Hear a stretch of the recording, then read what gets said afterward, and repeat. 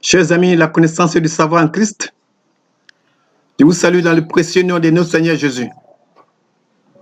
Bienvenue à l'étincelle divine, notre plateforme où nous essayons de faire comprendre un peu plus les Écritures saintes, grâce à des grands hommes de Dieu, grâce à des grands théologiens. Aujourd'hui, notre thème, en fait, c'est un commentaire du psaume 37.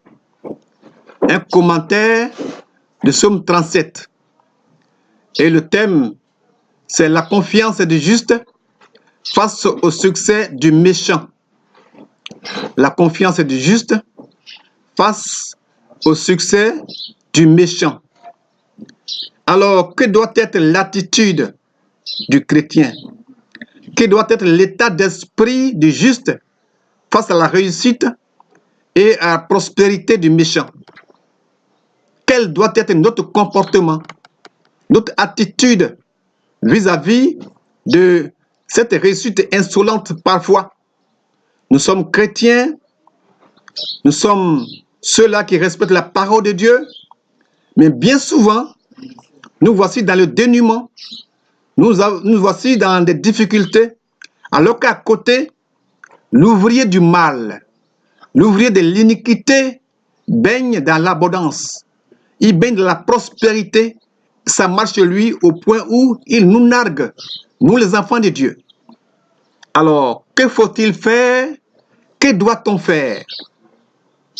Chers amis, la connaissance du savoir en Christ, voici le débat, mais en fait c'est un commentaire que nous allons faire du psaume 37, qui est d'un intérêt particulièrement grand, important, donc pour nous guider, pour nous orienter.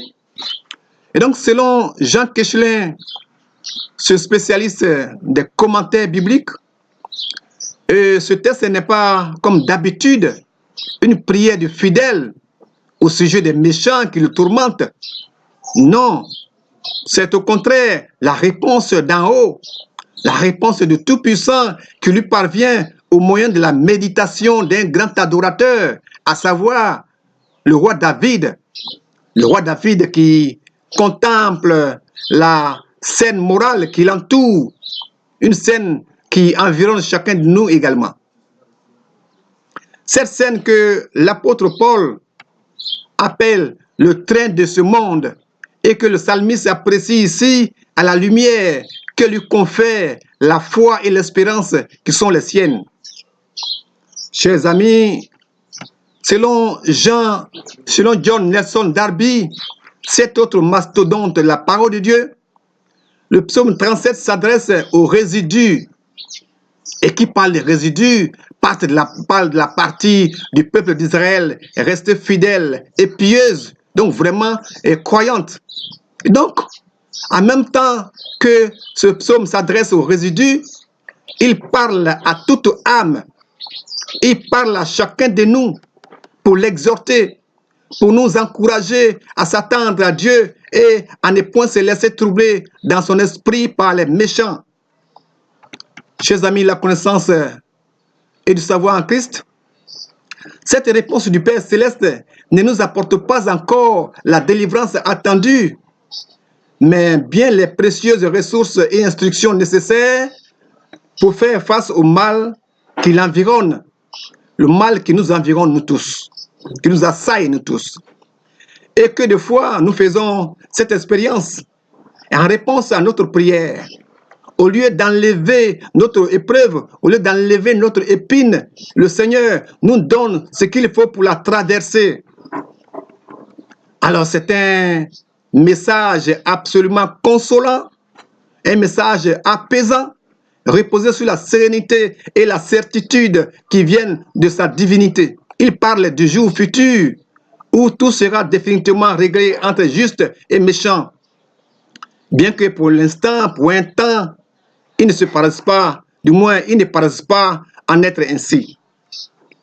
Alors, selon lui, les méchants seront soudainement fauché, retranché de la terre comme l'herbe, et l'héritage en est réservé aux débonnaires. Qui parle de débonnaires, parle de bons, parle de justes, parle de gentils, parle donc des chrétiens, des enfants de Dieu. Donc tel est le thème de ce psaume qui pourrait avoir pour épigraphe, pour titre, ces paroles d'Ésaïe. Dites au juste que le bien lui arrivera. Malheur au méchant, il lui arrivera du mal. Ésaïe 3, verset 10 à 11. Chers amis, la connaissance du savoir en Christ, que donc le juste, sinon les justes ne se tourmentent pas et ne se dépitent pas, qu'ils ne se découragent pas, mais qu'ils se confient en l'Éternel et qu'ils fassent le bien et qu'ils aient leur délice en lui, car leurs désirs seront accomplis. Leurs désirs seront accomplis. Ils jouiront de la prospérité. Qu'ils remettent leur voix sur l'Éternel. Il les justifiera. Donc, que les justes se reposent en lui et s'attendent à lui patiemment, car il va intervenir. Notre Dieu va intervenir et retrancher les méchants et donner le pays en héritage aux débonnaires.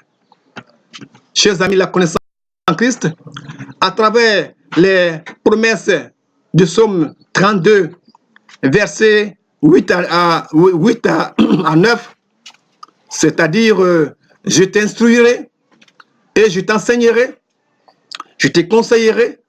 Jean Kechelin reconnaît la voix du tendre maître.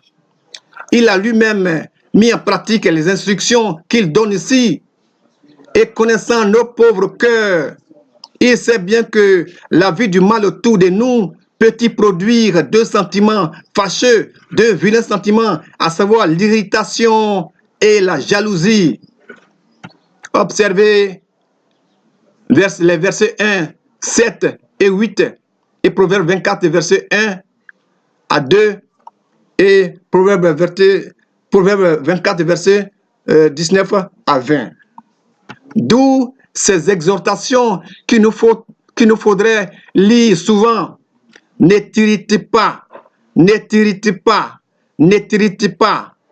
Confie-toi, pratique le bien, remets ta voix sur l'Éternel, demeure tranquille. Riches promesses aussi qui y sont liées, à savoir, il te donnera les demandes de ton cœur, il te donnera les désirs de ton cœur. Lui, il agira. Laissez le seul agir. Bientôt, le Dieu de paix brisera Satan sous nos pieds. Comparez les versets 10, 17 et 20 avec Romains 16, verset 20. Chers amis, la connaissance, pour nous recentrer, nous dirions que John Nelson Darby manifeste un autre aspect, notre caractère du résidu, caractère largement développé ici, à savoir le caractère d'homme juste qui apparaît à partir du verset 12. L'Éternel n'oublie pas ses saints, l'Éternel n'oublie pas ses oints, l'Éternel n'oublie pas ses fidèles, il les garde. Les justes posséderont le pays. Ce à quoi ils sont particulièrement exhortés. Après tout, c'est à s'attendre à l'Éternel et à garder sa voix. Les justes souffrent, c'est vrai, mais ils ne sont pas oubliés. Les méchants jouissent d'une grande prospérité, c'est vrai, mais pour un temps, pour un moment, et leurs lieux ne les reconnaissent plus, et leurs lieux ne les reconnaissent plus. Combien tout ce que nous disons ici touchant le juste nous montre la profondeur des souffrances de celui qui fut abandonné tout en étant la perfection de la justice. Chers amis, la connaissance du savoir en Christ, le psaume qui nous occupe ici nous aide aussi à saisir la ressemblance qu'il y a eu entre les disciples et le résidu. Vous voyez Matthieu 5, verset 5 qui dit « Ils sont heureux ceux qui sont doux, parce qu'ils recevront la terre comme un don de Dieu. » Mais il nous montre également la différence qu'il y a entre eux. le Fils était avec les disciples, il pouvait souffrir pour son nom, et ceci introduisait le ciel. Matthieu 5, verset 12. Soyez dans la joie, soyez heureux, parce que Dieu vous prépare une grande récompense. En effet, c'est ainsi que on a fait souffrir les prophètes qui ont vécu avant vous. Chers amis, de même Jésus-Christ pouvait leur révéler le Père et les établir comme la lumière du monde et le sel de la terre. Tout cela joint à la révélation du Père qui agit en grâce, mais les disciples, en présence de certains détails de la grâce, dont le résidu des derniers temps ne sera rien. Cependant, malgré ces différences de fait, nous avons devant nous le même résidu. Nous avons le même résidu. Chers amis, examinons deux versets. Le verset 37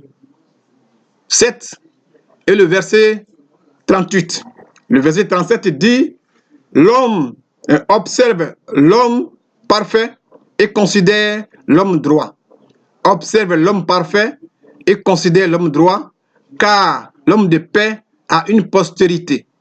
Car l'homme de paix a une postérité.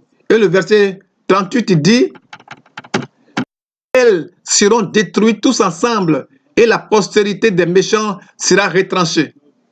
Selon le pasteur Armand de Mestral, auteur de commentaires sur le livre des psaumes, page 266 à 273, le second membre du verset 37, à savoir « car l'homme de paix a une postérité », pourrait se traduire par « car la fin d'un tel homme est la paix ».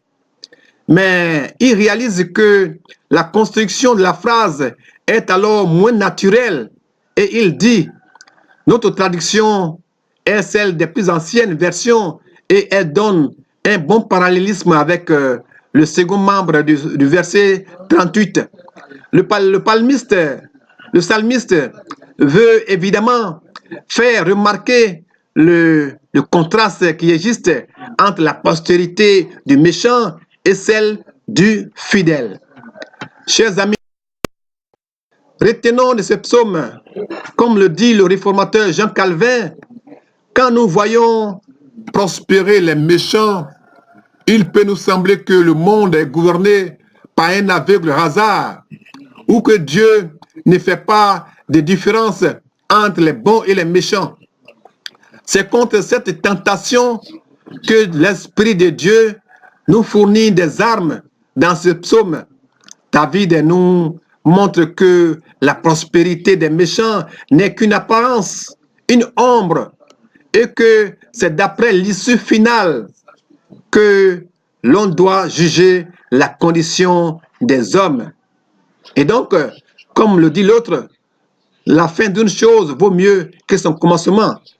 Mais pour le docteur George Reiger, la conviction qu'ils sont appelés à hériter la bénédiction doit être pour les chrétiens, pour les fidèles, un fil conducteur au travers des labyrinthes du monde, les empêcher de se laisser aller à l'envie, à l'impatience et de suivre l'exemple des impies et les disposer à être parfaitement contents de toutes les dispensations de Dieu.